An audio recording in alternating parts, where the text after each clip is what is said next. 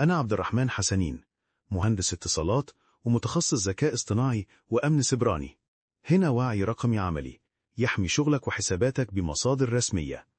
كل حلقة خطوة تتنفذ في 10 دقايق. يلا نبدأ. الشرح اللي فات كان مجرد تمهيد، لكن النهاردة بقى هنخش في الجد. مش مجرد كلام عام، لا، دي خطوات عملية وواضحة هنمشي عليها واحدة واحدة. وده هو وعد النهاردة. مش هنتكلم في نظريات، لا، دي خطة عملية واضحة جدا أي حد يقدر يمشي عليها عشان يحقق أول دخل حقيقي ليه من عالم الأتمتة. طيب، أول حاجة هنعملها هي إننا نبني أول مساعد رقمي لينا.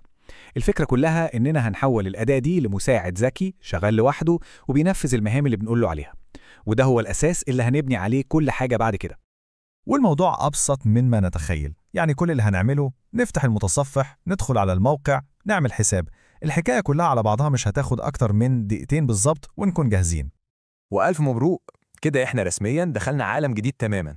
دي لحظة مهمة خلينا نحتفل بيها، لأن اللي جاي هو اللي هيغير كل حاجة بجد.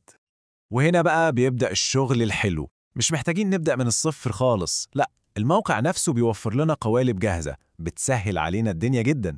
يعني ببساطة هنختار القالب اللي احنا عايزينه ونربط حسابنا بيه وبس كده. جاهزين نشوف السحر بعينينا؟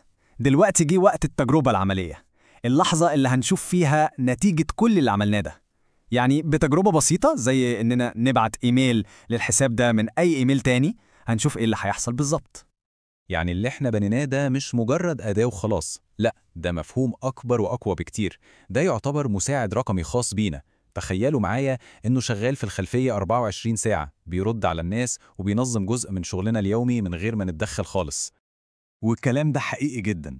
في الأول أي حد ممكن يحس إن موضوع الأتمتة ده صعب وكبير عليه، بس أول ما بنشوف النتيجة قدام عينينا، أول إيميل بيترد عليه لوحده، الإحساس ده بيختفي تماما، بيتحول لإحساس بالتمكين، كأن معانا ريموت كنترول بنتحكم بيه في عالمنا الرقمي. طيب تمام قوي، احنا كده خلاص اتعلمنا مهارة جديدة وقوية. السؤال اللي بيطرح نفسه دلوقتي، ازاي بقى نحول المهارة دي لفلوس؟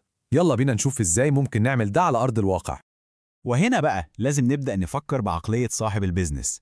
مين بالظبط العميل اللي ممكن يستفيد من الخدمة دي ويبقى مستعد يدفع فلوس مقابلها؟ والقائمة دي مجرب أمثلة على سبيل المثال مش الحصر.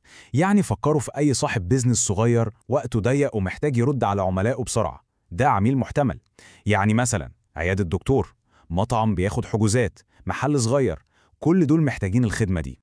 ومش محتاجين نبدأ بأسعار مبالغ فيها خالص، يعني مبلغ بسيط زي $20 في الشهر مقابل الخدمة دي، ده يعتبر عرض مغري جدا للعميل، وفي نفس الوقت دي بداية ممتازة لدخل الشهر بيتكرر. وهنا بقى بتظهر عبقرية الموضوع كله. المعادلة بسيطة، استثمار الوقت قليل جدا والعائد مستمر.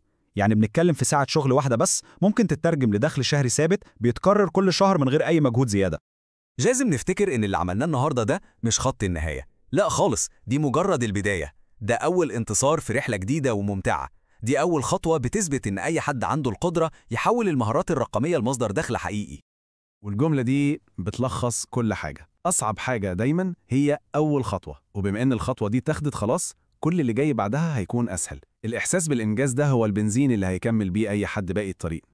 طيب، للي حابب يتعمق أكتر في الموضوع، في كتاب تفاعلي موجود في الوصف بيشرح كل التفاصيل. بس الأهم من كل ده إننا نفتكر دايما أصعب وأهم خطوة هي الخطوة الأولى، ودي إحنا أخدناها خلاص. لو الحلقة فادتك ادعي لنا بخير وادعي لوالدي بالرحمة. اكتب سؤالك أو الموضوع اللي نفسك نغطيه تحت. المصادر والخطوات في الوصف. اشترك وفعل الجرس ونشوفك في الحلقة الجاية.